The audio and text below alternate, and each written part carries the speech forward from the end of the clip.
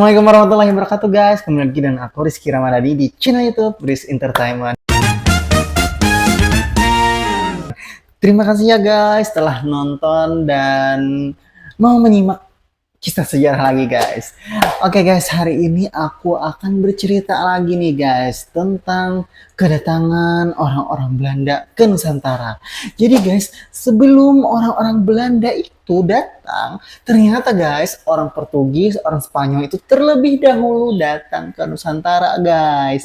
Jadi ini salah satu bantahan bahwa penjajahan di Indonesia itu 350 tahun guys.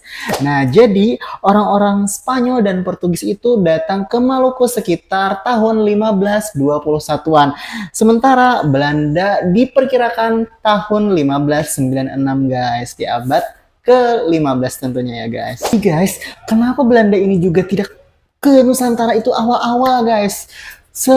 Di akhir abad 15 baru ke Nusantara. Nah, ternyata guys, perdagangan rempah-rempah itu masih tersedia guys di Lisbon namanya.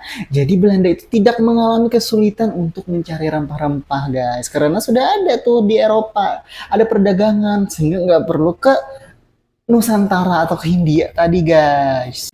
Perdagangan di Lisbon tadi kan aman tuh guys. Namun guys, setelah Portugis di bawah kekuasaan Spanyol, ternyata nih guys, Belanda dilarang untuk mendapatkan rempah-rempah guys di Lisbon tadi. Setelah Belanda ini mengalami kesulitan untuk berdagang di Lisbon atau mendapatkan rempah-rempah, ternyata mereka berputar otak guys untuk mendapatkan rempah-rempah sama seperti orang-orang Portugis dan Spanyol, sehingga misi Belanda untuk mendapatkan rempah-rempah ini mulai guys untuk mendatangi dunia Hindia tadi guys, atau Nusantara yang sebagai penghasil rempah-rempah guys. Pada tahun 1594 yang bernama Barents itu mencoba berlayar guys, namun sayang dia gagal guys. Namun setelah itu setahun kemudian yang bernama Cornelis de Houtman guys, dia juga berlayar guys untuk menemukan rempah-rempah atau kepulauan Hindia, dan dia mengikuti jalur-jalur yang sudah dilewati pelaut sebelumnya guys, yang dari Spanyol atau Portugis tadi. Sehingga apa guys? Sehingga mereka juga berhasil untuk mendarat tadi guys ke kepulauan Nusantara, dan salah satunya yang didaratinya adalah Banten guys. Dan kedatangan Cornelis de Houtman ini beserta orang-orang Belanda tadi guys disambut baik oleh masyarakat guys dan kerajaan Banten. Nah, namun guys, sayangnya setelah beberapa lama mereka di situ guys, sudah menimbulkan sikap yang tidak mengenakan masyarakat guys.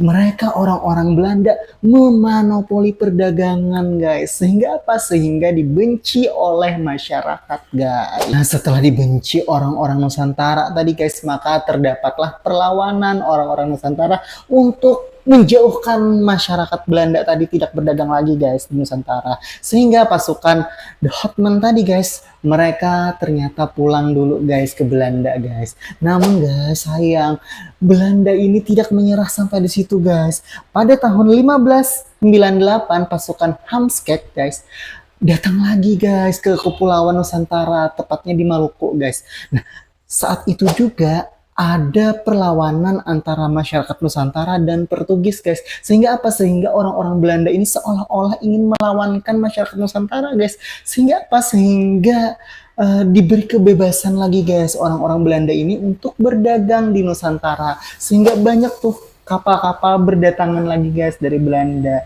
Dan inilah niat buruk orang-orang Belanda guys. Selain berdagang juga ingin menyebarkan ide-ide mereka guys. Strategi licik orang-orang Belanda itu mencari muka kepada masyarakat Nusantara untuk mendapatkan keuntungan guys, dan menyebarkan ide-ide mereka guys. Nah, itu ya guys, sedikit ulasan atau sedikit penjelasan mengenai kedatangan orang-orang Belanda itu ke Nusantara guys. Nah, mungkin itu dulu ya guys yang kita bahas. Next video lagi. Terima kasih ya guys sudah nonton. Jangan lupa share dan komen. Wassalamualaikum warahmatullahi wabarakatuh.